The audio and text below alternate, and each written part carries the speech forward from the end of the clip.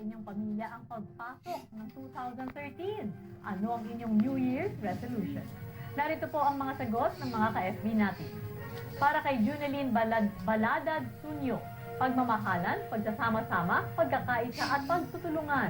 Sana kaunti na lang ang mga mahihirap at wala naman sanang lumating ng mga krisis pa sa ating bansa. God bless us all.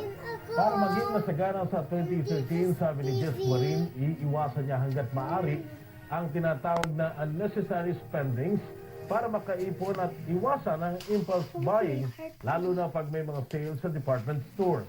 Pangako naman ni Teddy Adarlo, magtatrabaho po ako ng mabuti para matulungan ang aking pamilya. More power, BME! Pipiliti ni Rico Sumang Jurado na makapagtapos sa mga anak ko. Siyempre kasama ang laging pagdadasal sa Panginoon. Happy New Year, BME. More power to your program.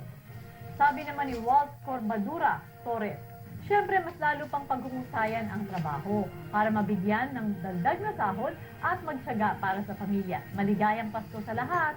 Tutukan ni Onad ako ang mag-ipon, mag-ipon, mag-ipon. Yan ang pinaka-the best, hindi lang as New Year's resolution, kundi dapat maging habit natin mga OFW.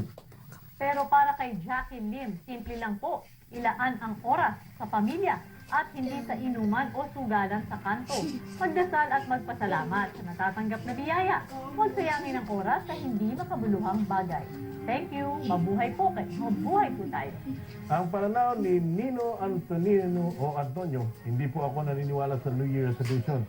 Kasi kung gusto magbago ng isang tao, hindi na niya hintayin pang magbagong taon.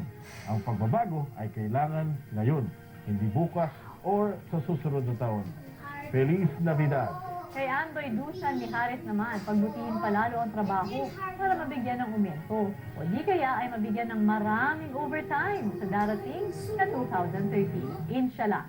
Para kay Roger Fernando, opinion ko lang po, una magpasalamat kay Lord sa lahat ng biyayang natatanggap, maliit man yan o malaki. Kasi mukhang nakakaligtaan nating magpasalamat sa Kanya. Para sa akin bilang OFW dito sa Gitnang Silangan, ay dodoblehin ko ang tiyaga at sipag sa trabaho. Para pagdating ng sahod, walang reklamo o kaltas sa sahod. Paitingin ko rin ang pasensya ko sa amo at mga kasama ko sa work. At pinakamahalaga, magbalik loob sa ating Panginoon kasi siya lang kakampi natin dito bilang OFW. God bless, BME.